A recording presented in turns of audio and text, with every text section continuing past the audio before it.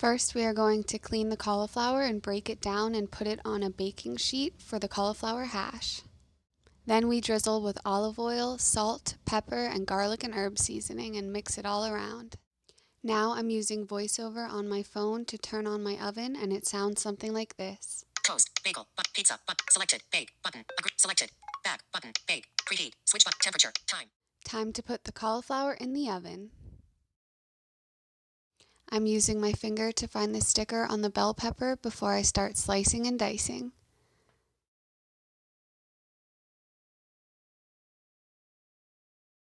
Next, I'm slicing up some onion in the same size pieces as I did for the bell pepper.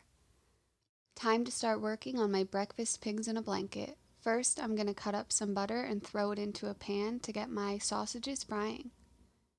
Once the sausages have a nice crust, I'll put them on a plate to cool down.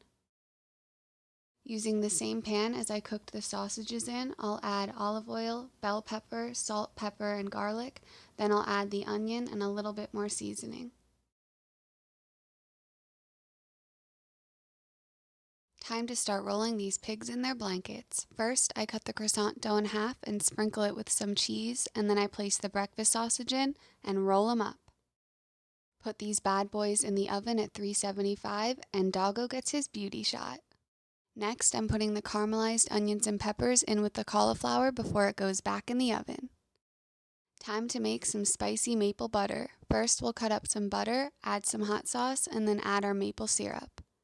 Microwave and mix, mix, mix.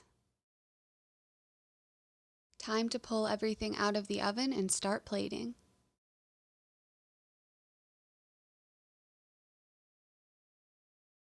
And there you have it, cauliflower hash, breakfast pigs in a blanket, and spicy syrup sauce for our little piggies.